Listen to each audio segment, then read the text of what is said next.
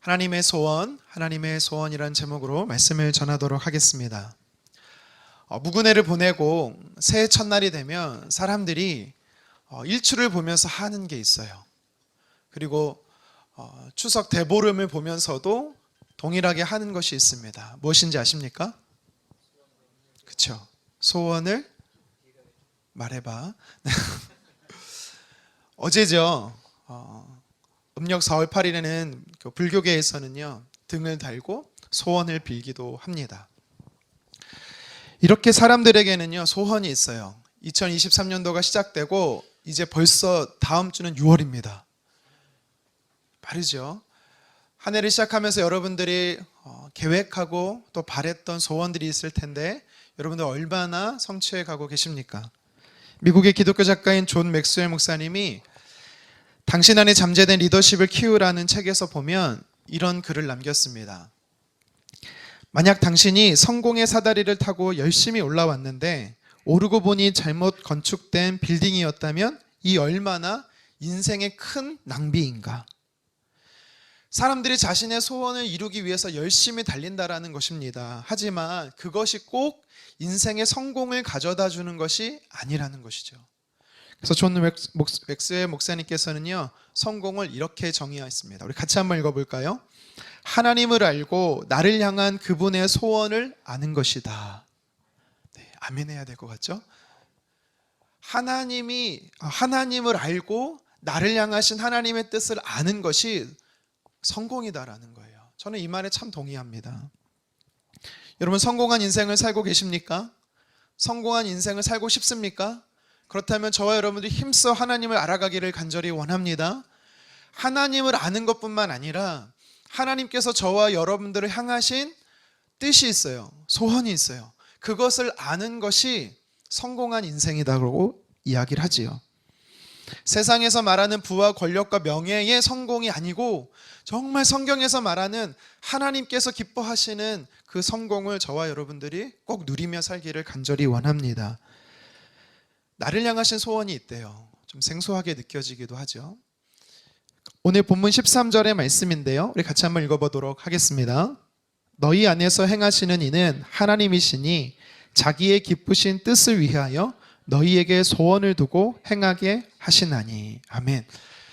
이 말씀을 여러분들 잘 아는 분, 잘 아시고 또 암송하고 암기하고 하시는 분도 있을 텐데, 우리가 오해하는 것 중에 하나가 하나님이 우리에게 소원을 주신다. 근데 이렇게 말할 때 그 소원이 개인의 소원이라고 생각을 할 때가 있어요. 그렇지는 않습니다. 하나님의 소원이라는 거예요.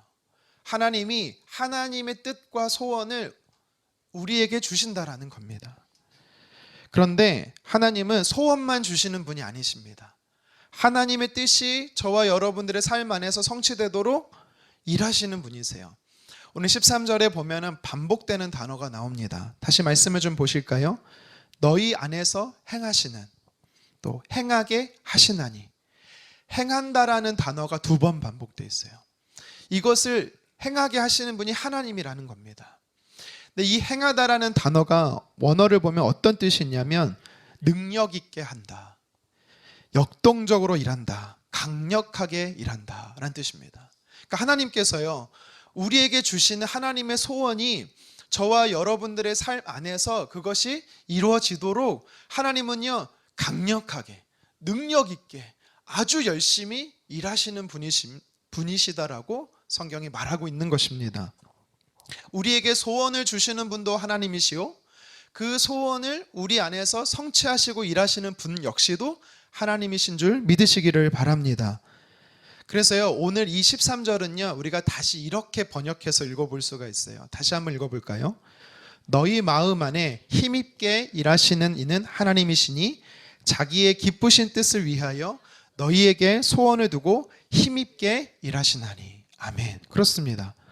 우리 안에 소원을 주시는 분도 하나님이시요, 우리 안에 그 소원이 성취되게 하시는 분도 하나님이신 것입니다. 여러분, 그렇다면 하나님이 이 소원을 누구에게 주실까요? 이 땅에 있는 모든 사람에게 주실까요? 아니라는 거예요. 하나님께서요, 자신의 기쁘신 뜻을 허락하시는 특별한 대상이 있다라고 오늘 말씀은 도전합니다. 자, 12절 말씀인데요, 같이 한번 읽어보도록 하겠습니다. 그러므로 나의 사랑하는 자들아, 너희가 나 있을 때뿐 아니라 더욱 지금 나 없을 때에도 항상 복종하여 두렵고 떨림으로 너희 구원을 이루라. 아멘. 그러므로 나의 사랑하는 자들아, 나의 사랑하는 형제 자매들아, 누가 하는 얘기죠? 바울이 빌립보 교회 성도들을 향해서 하는 이야기입니다. 누가 하는 이야기죠? 제가 여러분들을 향해서 하는 이야기입니다. 나의 사랑하는, 편하게 못하겠네요. 나의 사랑하는 형제 자매들아. 물론 빌립보 교회 성도들을 향해서 바울이 하는 말이지만 이것은 하나님께서 빌립보 교회 성도들을 향해서 하시는 말씀과 똑같습니다. 오늘 저와 여러분들을 향해서 하시는 말씀과 똑같습니다. 하나님이 저와 여러분들을 향해서 사랑하는 아들아, 사랑하는 딸아 라고 말씀하는 거예요. 그러니까 하나님이 누구에게 자신의 기쁘신 뜻과 소원을 허락하시는가? 하나님이 사랑하는 자라는 거예요. 감사하게도요, 내가 먼저 하나님 사랑한 거 아닙니다. 내가 먼저 하나님 택한 거 아니에요. 하나님이 먼저 나를 찾아오셨고 하나님이 저와 여러분들을 먼저 사랑해 주셨어요. 그래서 하나님이 저와 여러분들에게 소원을 허락하신대요. 그리고 12절 하반절에 보니까 상반절에는 사랑하는 자들이라고 말하면서 12절 하반절에는 어떤 자라고 이야기를 하냐면 그 사랑하는 자는 두렵고 떨림으로 구원을 이루는 자들이라고 말합니다. 이상하죠? 구원을 이루라. 아직 구원을 완성하지 못한 것 같아요. 아직 구원을 못 받았다란 소리일까요? 빌립보 교회를 향해서 너희는 아직 구원을 받지 못했다라고 이야기하는 걸까요? 아닙니다. 그런 뜻이 아니고요. 하나님을 사랑하는 자는 구원을 이루어간다. 이거 무슨 말이냐면 하나님을 사랑하는 자는 예수 그리스도를 닮아간다라고 이야기하는 것입니다. 우리가 하나님 앞에 설 때까지, 천국에 입성할 때까지 저와 여러분들은요, 그리스도의 장성한 분량에 이르도록 예수 그리스도를 닮아가야 되는 줄 믿습니다. 그래서 하나님을 사랑하는 자는 곧 예수 그리스도를 닮아가는 자입니다. 그런 사람들에게 하나님께서요, 그 마음에, 그 심령 가운데 하나님의 기쁘신 뜻과 소원을 넣어 주신다라는 것이죠. 제가 한번 여러분께 여쭤보겠습니다. 하나님이 나를 위해서 예수 그리스도를 십자가에 죽으심을 믿습니까? 그 십자가에서 죽으신 예수 그리스도가 3일 만에 부활하신 것을 믿습니까? 나도 예수님처럼 부활하여서 새 몸을 입을 것을 믿습니까? 여러분, 그렇다는 것은 저와 여러분들이 하나님의 자녀가 되었고 예수 그리스도를 닮아가기를 원하는 자로서 하나님의 소원을 소유한 자다라는 것입니다. 저와 여러분들이 하나님의 기쁘신 뜻을 우리는 간직한 자예요. 그래서 그것을요, 하나님의 소원을요, 날마다 누리고 살아야 되는 줄 믿습니다. 그렇다면 오늘 성경에서 구체적으로 하나님의 소원이 무엇이냐, 바울을 통해서 하나님 우리에게 교훈하시는 하나님의 소원이 무엇인지 몇 가지 살펴보도록 하겠습니다. 첫 번째로 하나님께서 우리에게 주신 소원은요, 건강한 관계를 세워가는 것입니다. 주 안에서, 그리스도 안에서, 하나님 안에서 성도의 관계가 건강해져 가는 것이 하나님께서 우리에게 원하시는 소원인 줄 믿습니다. 14절과 15절 말씀을 같이 한번 읽어보도록 하겠습니다. 모든 일을 원망과 시비가 없이 하라. 이는 너희가 흠이 없고 순전하여 어그러지고 거스르는 세대 가운데서 하나님의 흠없는 자녀로 세상에서 그들 가운데 빛들로 나타내며. 아멘. 하나님이 바울을 통해서 첫 번째 우리에게 주시는, 오늘 본문에서 주시는 마음의 소원이 있어요. 하나님을 사랑한다라고 고백하고 예수 그리스도를 닮아가기 원하는 저와 여러분들에게 주신 첫 번째 소원이 뭐냐면 우리에게 허락하신 믿음의 공동체 안에서 건강하게 이 모임을 세워가는 거다라는 거예요. 그러면서 경계해야 될 것을 14절에 두 가지로 이야기하고 있습니다. 무엇입니까? 원망과 시비라는 거예요. 원망과 시비. 원망이라는 단어는요, 원어를 보니까 불평을 품고 수군거리다라는 단어입니다. 지난 금요기도에도 보면 산발락과 도비아와 게셈이라는 사람들이 니헤미야와 이스라엘 백성들을 향해서 거짓 루머를 퍼뜨리기 시작했어요. 이게 원망이에요. 진리가 아닌 말로 인해서 사람을 위축시키고 낙심시키고 하는 것이 원망이에요. 출애굽기 16장에 보면 이스라엘 백성들이 원망합니다. 원망해서 모세와 또 아론을 향해서 원망해요. 그러자 출애굽기 16장 6절과 7절에 하나님께서 그 소리를 들으셨다라고 말합니다. 여러분, 우리가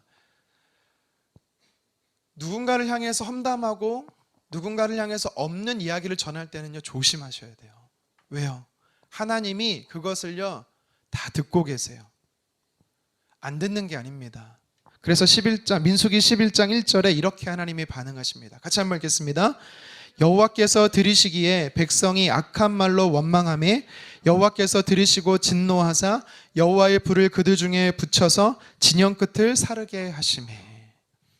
하나님은요, 원망하는 자를 그냥 내버려 두지 않고요, 포기하지 않고요, 악착같이 그 원망에서 돌이키게 하시는 분이십니다. 시비라는 단어가 있어요.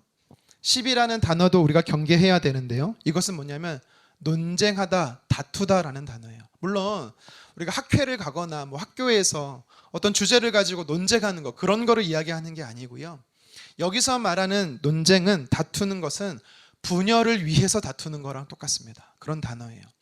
그러니까 이것을 보면서 우리가 무엇을 알 수 있냐면, 빌립보 교회는 어떤 문제인지는 잘 모르더라도 지금 바울이 볼 때 이 교회 안에는 나눠지고 분열되고 깨어지는 모습들이 있었다라는 겁니다.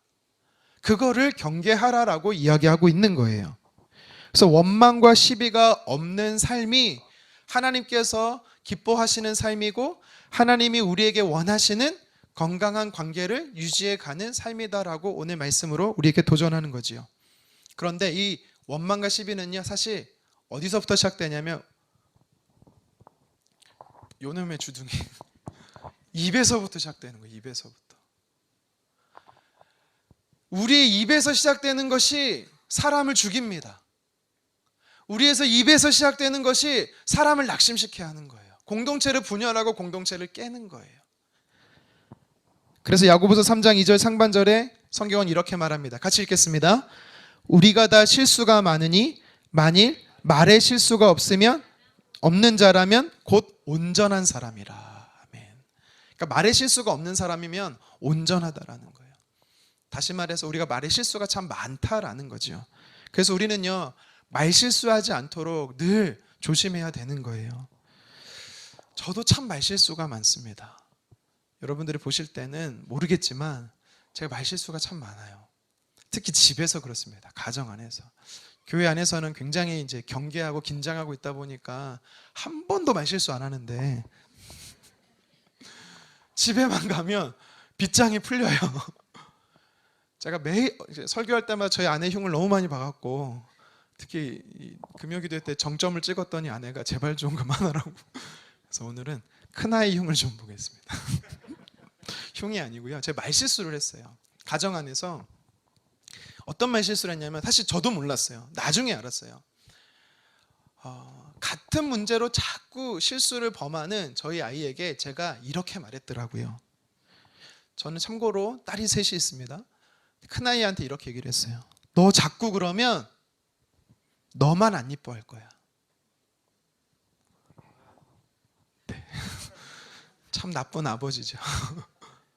그러니까 저희 큰아이에게는 어떻게 다가왔습니까? 아버지는 나는 미워하고 동생들만 사랑하는구나 라고 인식을 하겠죠.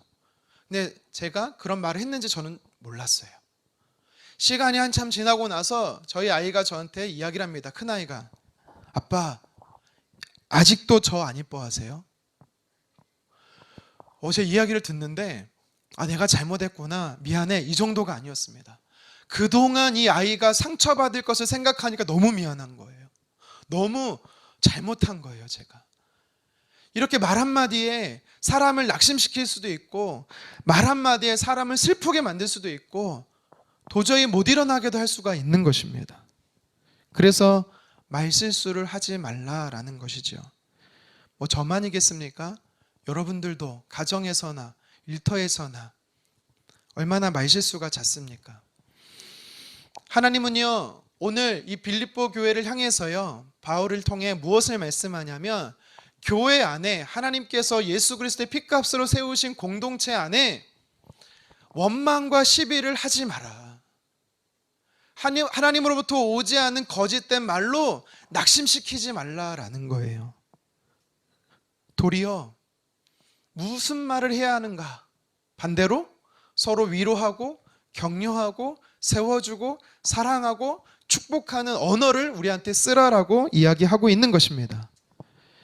왜 우리가 원망과 시비를 하지 말아야 하는가? 이것은 하나님께서 기뻐하지 않는 것이기 때문이에요. 근데 어떻습니까? 저도 마찬가지고 한번 따져볼래? 누가 맞는지 한번 해볼래? 내가 맞지? 우리는 보통 이렇게 반응해요. 자, 당신은 틀렸고 내가 맞았어. 결국 그렇게 되면 여러분 내 마음이 어떻습니까? 좋습니까? 아, 좋나요? 물론 좋을 수 있어요. 성격상 아주 클리어하게 잘잘못을 시비를 가리는 것이 누군가에게는 옳을 수가 있습니다. 그런데 그 결과가 어떤지 아십니까? 그 사람은 당신에게서 떠나는 거예요. 그 사람은 그 공동체에서 떠나는 거예요. 하나님이 정말 원하는 것은 누가 맞고 누가 틀렸다가 아니라, 누가 잘했고 누가 못했고가 아니라 그 공동체 안에서 연합하느냐, 그 공동체에서 하나가 되느냐를 주님께서는요 보신다라는 겁니다. 그래서 말싸움으로 이겼다 하더라도 무슨 소용이 있습니까? 그것은 상처뿐인 영광밖에 되지 않는 것입니다. 말다툼한다라는 것은요, 여러분 이제 이렇게 생각하시면 돼요. 말실수하고 말다툼하는 사람들, 그런 향해서요 이렇게 생각하세요. 아, 그냥 수준이 저 정도구나. 자, 이제부터 여러분들은 제가 혹시라도 말실수를 하거나 말싸움을 하면 여러분들 이렇게 생각하세요. 아, 목사님 수준이 저렇구나. 절대 저한테 말은 하지 마세요. 상처받으니까. 대신 저도 여러분들을 판단할 겁니다. 공동체 안에서 하나님이 세우신 몸 안에서 누군가를 헐뜯고 비난하고, 이것은 결코 하나님께서 기뻐하지 않는 것입니다. 하나님이 우리에게 소원을 두고 행하시는 것, 하나님 기쁘신 뜻은 뭐예요? 예수 그리스도께서 핏값으로 세우신 그 공동체 안에 격려하고 세워주고 높여주는 거다라고 하나님 말씀하십니다. 그래서 저와 여러분들은 트러블 메이커가 아니라 피스메이커가 되었으면 좋겠어요. 원망하는 사람치고 말다툼하는 사람치고 신앙이 성숙한 사람 못 봤습니다. 영적으로 성숙한 사람의 특징은요, 잘잘못을 따지는 게 아니라 그가 공동체 안에서 잘 생활하고 있는지, 하나 되고 있는지를 보는 사람입니다. 그래서 성숙한 자의 특징의 모습이 뭔지 아세요? 주변에 사람이 많다라는 거예요. 자기가 옳고 틀리고만을 따지는 사람은 영적으로 미성숙한 자입니다. 오늘 그래서 14절에 원망과 시비를 하지 말라, 언어로 상처 주지 말라라고 이야기하는 것입니다. 그래야 15절에 흠이 없고 순전한 사람이 된다라고 바울이 이야기하는 것이죠.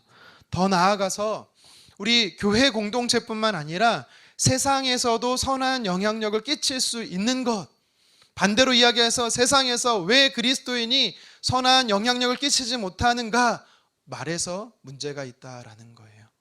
그래서 저와 여러분들이 하나님을 사랑하고 그리고 예수 그리스도를 닮아가기 원하는 사람으로서 하나님이 우리 안에 소원을 두고 행하시는데, 그 소원을 따라서 우리는요 서로를 세워주는 건강한 공동체를 만들어가기를 주님의 이름으로 축원합니다. 계속해서 오늘 하나님께서 이 바울을 통해서 저와 여러분들에게 주는 소원이 있다라고 말해요. 두 번째 소원이 무엇이냐면 말씀을 붙잡는 것입니다. 말씀을 붙잡는 것. 16절 같이 한번 읽어보도록 하겠습니다. 생명의 말씀을 밝혀 나의 다름질이 헛되지 아니하고 수고도 헛되지 아니하므로 그리스도의 날에 내가 자랑할 것이 있게 하려 함이라. 아멘. 지금 바울이 뭐라고 말하고 있냐면, 내가 하나님 앞에 섰을 때 정말 자랑하고 싶은 게 있다. 내가 정말 내 수고가 결코 헛되지 않다라고 말하는 것이 뭐냐면, 빌립보 교회 성도들이 말씀을 밝히 알았다라는 거예요. 이것이 나의 삶의 기쁨이고 이것이 내가 하나님 앞에 섰을 때 자랑거리가 되었으면 좋겠다라는 거예요. 여러분, 저도 바울과 같았으면 좋겠습니다. 저와 여러분들이, 우리 영혼오른의 성도님들이 하나님 앞에 섰을 때 정말 저의 자랑이 되었으면 좋겠어요. 교만인지 모르겠지만 자랑이 되었으면 좋겠습니다. 그것이 뭐냐면 여러분들이 생명의 말씀을 붙잡는 거예요. 밝히 아는 거예요. 여기서 말씀을 밝힌다라는 뜻은요, 말씀을 붙잡는다라는 겁니다. 더 쉽게 말하면 하나님의 말씀을 지켜 산다라는 것입니다. 기록된 하나님의 말씀을 통해서 내 삶에 적용하고 기록된 하나님의 말씀을 가지고 삶 속에서 누리며 사는 것이 밝힌다라는 단어예요.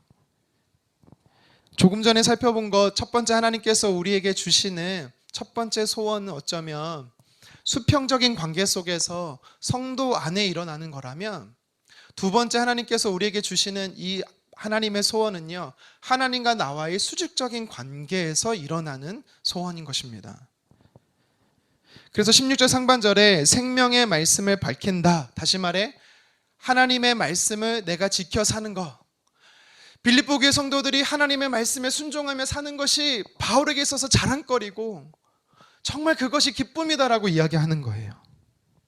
근데 오늘 말씀에 보면요, 좀 어려운 표현이지만 말씀을 밝히 안다라고 말할 때 능동태 명령형으로 쓰였어요. 이게 무슨 용법이냐면, 어떤 의미가 있냐면, 한 번만 하나님의 말씀을 내 삶 속에 적용한다라는 것이 아니라 날마다 하나님의 말씀을 내 삶 가운데 끌어오는 것을 이야기하는 겁니다. 여호수아를 향해서 하나님께서 뭐라고 말씀하셨죠? 주의 말씀을 주야로, 아침과 저녁으로 매일매일 하나님의 말씀을 가까이 하라라고 명령하셨죠. 그처럼 오늘 이 말씀에서 생명의 말씀을 밝힌다라는 단어는요, 하나님의 말씀을 이스라엘 백성들이 광야 40년 동안 날마다 생명의 양식 만나를 공급받았던 것처럼 하나님의 말씀을 저와 여러분들의 삶 안에 공급받으라라고 이야기하는 거예요.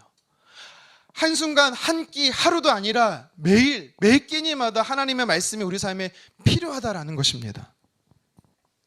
여러분, 근데 하나님 말씀대로 따라 사는 거 쉽습니까? 쉬운 분 있으세요? 전 어려워요. 힘들어요. 때로는 그러고 싶지 않을 때가 있습니다. 예를 들면 마태복음에 예수님께서 가르친 산상수훈이 있어요. 말씀해 보면 속옷을 달라는 자에게 겉옷까지 주래요.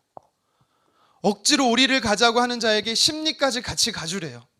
오른쪽 뺨을 때리는 자에게 왼쪽 뺨까지 돌려대래요. 여러분, 이 말씀 여러분 지켜 살 수 있습니까? 이따 제가 여러분 한 대씩 때리면 목사님 여기도 때려주세요 하실 수 있겠어요? 제가 전화해서 저와 함께 2.5km 갑시다 하면 여러분 5km를 같이 가주실 수 있겠어요? 이 정도는 그래도 어떻게 좀 지켜볼 수 있겠죠. 그런데 내가 정말 이 사람만 생각하면 화가 끝까지 치밀어 올라. 근데 성경이 뭐래요? 원수를 사랑하라. 그치, 나를 제외하고 모든 사람은 지켜야지. 아닙니다. 하나님이 저와 여러분들에게 하시는 말씀이에요. 선별적으로 우리가 하나님의 말씀을 지킬 것이 아니라 기록된 하나님의 말씀을 우리가 다 순종해야 될 의무가 있는 겁니다. 어렵다라는 거예요. 세상의 가치관하고 충돌돼요. 그것을 지켜내기 시작하면 손해봐요. 세상 사람들은 어리석다라고 이야기를 해요. 근데 그것이 하나님이 기뻐하시는 뜻이고 그것이 저와 여러분들에게 허락하신 소원이라는 것입니다. 여러 사람이 있으면 중간 정도 갑니다. 가만히 있으면. 근데 중요한 것은 혼자 있을 때가 더 중요해요. 이런 말이 있어요. 아무도 보는 이 없을 때 당신은 누구입니까? 아무도 나와 함께하는 사람이 없을 때 여러분들은 정말 하나님의 말씀을 따라 거룩하게 사실 용기가 있습니까? 쉽지 않다는 거죠. 어렵다라는 거예요. 그래서 오늘 하나님이 뭐라고 말씀하시냐면 내가 행하겠다. 내가 열심을 다해서 일하겠다. 강력하게 일하겠다. 이게 무슨 말이냐면 저와 여러분들이 지키는 것이 어렵다라는 거예요. 그래서 주님이 지킬 수 있도록 도와주겠다라는 겁니다. 그래서 우리는요, 주님께 요청하면 되는 거예요. 주님, 저를 불쌍히 여겨주시고 하나님 말씀에서 멀어진 저의 삶을 주님 불쌍히 여기셔서 다시 하나님의 말씀 안으로, 하나님 품 안으로 돌아올 수 있도록 도와달라고 우리는 요청해야 되는 줄 믿습니다. 혹여라도 반복되는 죄로 인해서 말씀에서 멀어지고 어떤 이 영역만큼에서는 불순종의 삶을 반복적으로 살아가고 있더라도 여러분 포기하지 않으셨으면 좋겠습니다. 하나님은 자신의 열심을 가지고 우리를 포기하지 않으시고 꾸짖지 않으시고 지혜를 후해 주시며 다시 일어나게 하셔서 나와 함께 가자라고 말씀하시는 좋으신 분인 줄 믿습니다. 그래서 저와 여러분들은요, 7번 넘어져도 8번 일어날 수 있어요. 저와 여러분들은요, 하나님의 열심으로 다시 하나님의 말씀으로 살아내는 사람이 될 줄 믿습니다. 오늘 말씀을 우리에게 도전하시는 교훈이 한 가지 더 있습니다. 하나님이 우리의 심령 안에 각 사람, 여러분 심령 하나하나에 하나님을 사랑하고 예수 그리스도를 닮아가기 원하는 저와 여러분들에게 주시는 하나님의 소원이 있어요. 그것이 무엇이냐면 믿음이 자라가라라는 거예요. 근데 그냥 자라가는 것이 아니라 함께 믿음을 자라가라라고 도전하고 있습니다. 우리 17절 말씀 같이 한번 읽어보도록 하겠습니다. 만일 너희 믿음의 재물과 섬김 위해 내가 나를 전제로 드릴지라도 나는 기뻐하고 너희 무리와 함께 기뻐하리니. 아멘. 나는 기뻐하고 여러분과 함께 기뻐하고 싶습니다. 지금 바울이 굉장히 기뻐하고 있거든요. 그 기뻐하는 이유가 중요해요. 여러분 신앙생활하면서 무엇 때문에 기뻐하고 계십니까? 신앙생활하면서 기뻐한 적 있어요? 바울은 지금 믿음 삶 신앙의 생활을 하면서 너무 기쁘다라는 거예요. 무엇이 기쁘냐면 빌립보 교회 성도들이 믿음이 자라가는 것이 너무나 기쁘다라는 것입니다. 그 심지어 뭐라고 말하고 있냐면 나는 전제로 드리겠다. 나를 전제로 드리겠다. 성경에서 이 구약의 제사에 보면은 번제물을 드릴 때 전제로 드려요. 이것은 뭐냐면 각을 떠서 피를 다해서 뿌린다라는 겁니다. 그러니까 내가 죽을 각오가 돼 있다라는 거예요. 나를 희생할 각오가 돼 있다라는 거예요. 바울은 빌립보 교회를 향해서요 희생할 각오를 가지고 있다라는 거예요. 뭐 때문에? 빌립보 교회 성도들이 믿음으로 자라기만 한다면. 17절을 다시 한번 보여주면 믿음의 재물과 섬김이라는 단어가 나와요.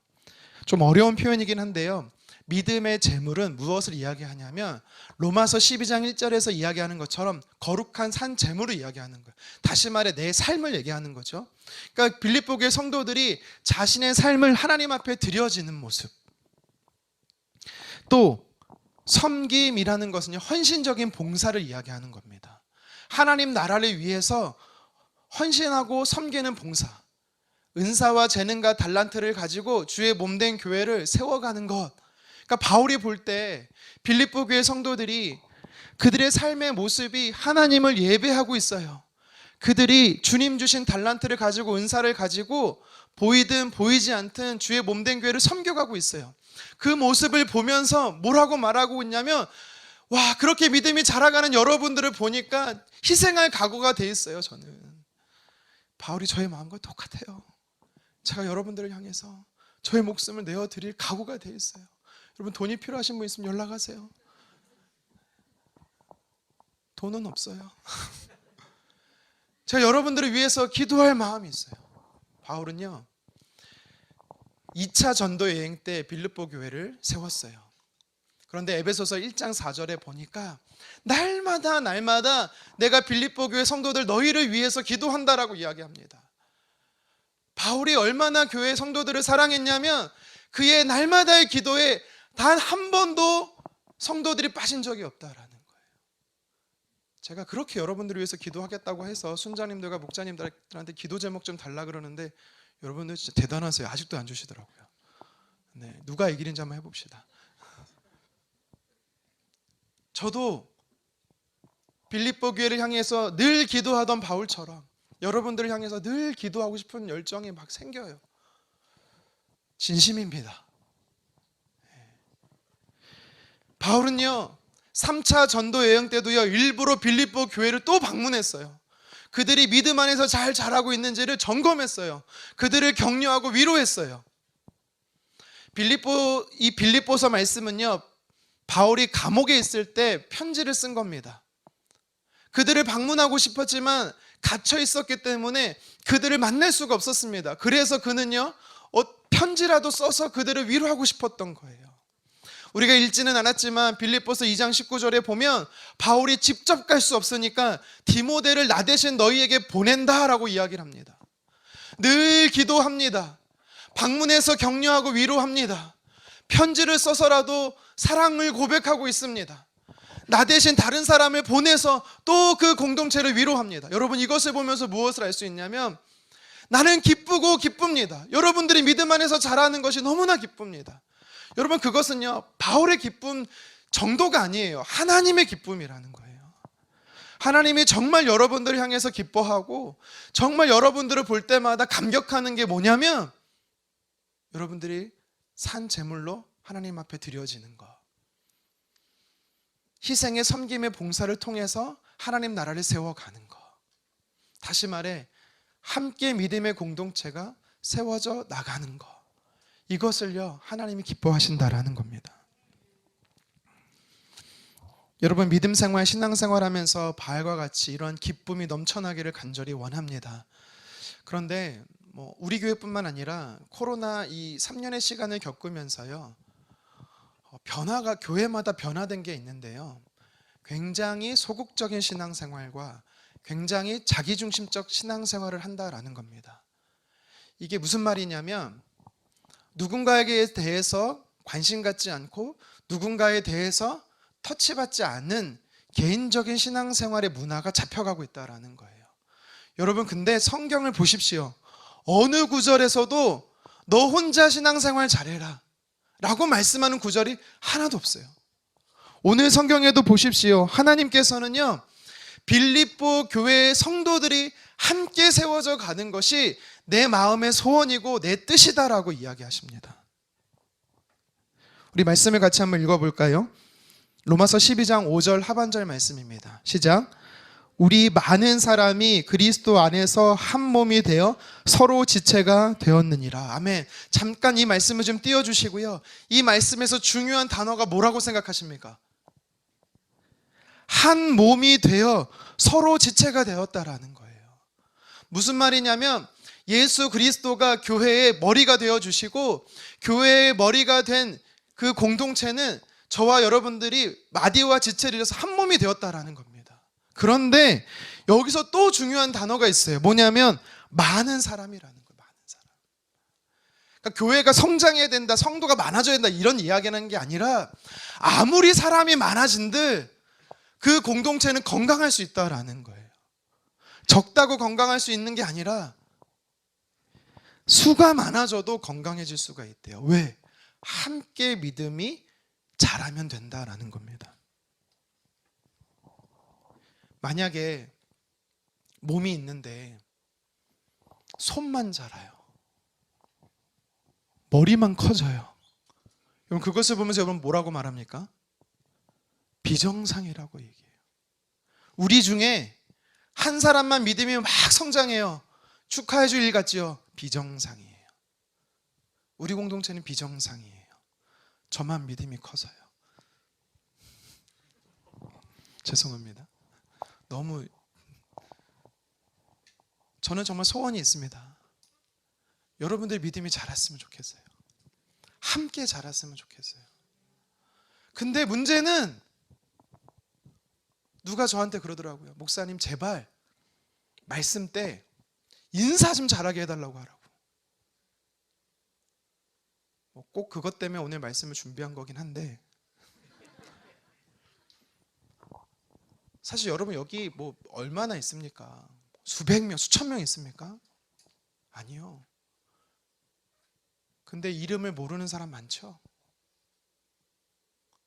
신앙생활하고 있는지 기도 제목이 뭔지 무슨 관심이 있고 무슨 염려가 있고 고민이 있는지 여러분 모르시죠? 비정상이라는 거예요. 우리 공동체는 정말 마음이 아파요. 건강하지 않다라는 거예요. 바울이 정말 내가 기뻐하는 것이 있는데, 하나님께서 바울을 통해서 정말 기뻐할 게 있는데, 내 옆에 있는, 내 앞에 있는 그 형제 자매, 집사님, 권사님을 통해서 함께 하나가 되어서 하나님 나라를 세워가고 서로 위로하고 격려하고 하는 것. 인사만 잡수 뭐 이럴 수 있어요. 근데 이게 문제가 아니고요. 너무 개인적인 신앙생활에 흠뻑 취해 있다라는 겁니다. 하나님은 그걸 기뻐하지 않습니다. 하나님이 정말 기뻐하는 신앙생활은요, 나와 너와 우리라는 겁니다. 나만의 성장도 아니고 그 사람만의 성장도 아니고 함께 성장하는 것을 기뻐하는 줄 믿습니다. 물론 우리는요, 부모가 다르고 태생적도 다르고 자란 환경도 다르고 신앙의 색깔도 다를 수가 있습니다. 하지만 하나님께서는요, 성령 안에서 하나 되게 하십니다. 성령 안에서 연합하게 하시는 분이세요. 조류학자들에 의하면 새들이 혼자 날 때보다 함께 편대를 이뤄 나눌 때 무려 70%를 멀리 난다라고 합니다. 가장 대표적인 게 사진에서 보여지는요, 기러기죠. 기러기는요, 맨 앞에 있는 새가 날개를 펄럭이면요, 그 기류가 상승작용이 일어나서 뒤에 따라오는 새들이 날개를 펄럭이지 않아도 날 수가 있대요. 그러니까 힘을 절약할 수가 있다라는 거죠. 새조차도, 이렇게 미물조차도 함께 하는 것이 문화예요. 빌립보서 2장 4절에 바울은 이렇게 말합니다. 함께 읽겠습니다. 각자 자기 일을 돌볼 뿐더러 또한 각각 다른 사람들의 일을 돌보아 나의 기쁨을 충만하게 하라. 기쁨의 충만이 있대요. 그게 뭐예요? 서로 돌아보는 거래요. 서로 돌아보는 거. 성경은요, 우는 자와 함께 울라라고 했어요. 누군가가 아파하고 눈물 흘리고 있으면 무관심이 아니라 찾아가서 그의 눈물을 닦아주라고 주님 말씀하셨습니다. 누가 축하받을 일이 있다면 시기하고 질투할 게 아니라 함께 박수치라라고 이야기를 하고 있습니다. 그게 교회고 그게 공동체라는 거예요. 옆 사람이 무슨 일이 있는지, 무슨 관심이 있는지, 여러분 그런 모습은 건강하지가 않습니다. 제가 조금 컴다운 하겠습니다. 우리 교회 공동체가 하나님 기뻐하시는 공동체가 되기를 간절히 원합니다. 우리가 신앙생활하는 이 공동체가 예수님이 머리 되시고 하나님이 주인 되시고 성령 하나님이 운행하시고 다스리는 성삼위 하나님의 교회 되기를 간절히 원합니다. 사람이 한두 사람의 좌지우지 되는 교회는 건강하지가 않아요. 교회는요, 함께 세워져 나가는 거예요. 저 사람이 필요 없다 생각하면 그때부터 교회는 건강하지가 않은 거예요. 저 사람이 있어야만 건강한 교회가 되는 것입니다. 그래서 순과 목장에서 뿐만 아니라 부서와 선교회 안에서 여러분 서로 기도하고 서로 시간을 내서 찾아가고 서로 함께 하는 일들이 참 많아졌으면 좋겠습니다. 말씀을 정리하겠습니다. 바울은요, 하나님을 사랑하는 자, 예수 그리스도를 닮아가는 자, 저와 여러분들을 향해서 하나님께서 우리의 심령 안에 하나님이 기뻐하시는 소원을 주셨다라고 이야기합니다. 여러분, 그래서 우리는 하나님의 소원을 품은 자예요. 우리는요, 하나님의 기쁘신 뜻을 간직한 자예요. 여러분 기억하셨으면 좋겠습니다. 무엇을 이야기합니까? 관계가 건강하기 위한, 관계의 건강함을 하나님께서는요, 우리에게 소원으로 주셨습니다. 교회 공동체 안에서 성도 안에 건강한 관계를 세우기를 힘쓰기를 간절히 원합니다. 원망과 시비가 아니라 위로하고 격려하고 세워주는, 내가 먼저 손 내미는 그런 저와 여러분 되었으면 좋겠습니다. 항상 말을 아끼되 우리의 언어가 사람을 죽이는 것이 아니라 사람을 살리는 언어가 되기를 간절히 원합니다. 그래서 말 한마디에 천냥빚을 갚듯이 우리의 언어가 사람을 살리는 모국어가 되었으면 좋겠어요. 두 번째로 오늘 성경은 우리에게 도전합니다. 하나님이 우리에게 마음의 소원을 주셨는데 그것은 바로 하나님의 말씀을 끝까지 붙잡고 사는 삶이라고 말씀하고 있어요. 바울은 평생에 이것이 자기의 자랑이라고 이야기했고 이것을 위해서 오늘도 달려간다라고 이야기를 합니다. 하나님은 저와 여러분들이 하나님의 말씀을 가지고 살아내는 것을 기뻐해요.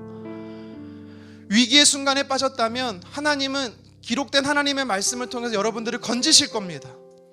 낙심된 자가 있으면 하나님의 기록된 말씀을 통해서 위로할 것입니다.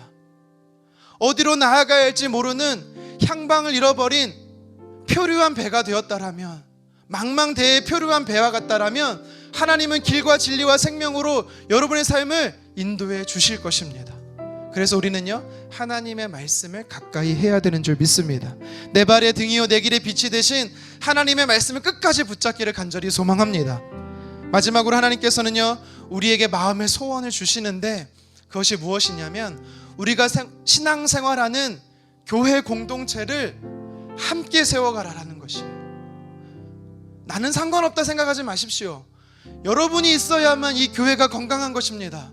여러분 한 사람이 있어야 내 옆에 있는 사람 때문에, 내 앞에 있고 나와 함께하는 사람 때문에 우리는 건강해질 수가 있는 것입니다. 신앙의 성장 비결은요, 함께해요. 여러분, 우리 주위에 지금 안 보이는 사람이 있다라면, 어느 순간부터 신앙생활에서 멀어지는 사람이 있다면 여러분은 아파해야 되는 것입니다. 그리고 그들이 나와 함께 성장하기를 위해서 우리는요, 힘써야 되는 줄 믿습니다. 이 사실을 기억하면서 공동체의 건강한 관계를 힘쓰고 하나님의 말씀을 날마다 적용하고 함께 믿음으로 성장하기를 원하는 하나님의 기쁘신 뜻, 하나님의 소원을 날마다 이루어드리는 저와 여러분 되기를 주님의 이름으로 축원합니다.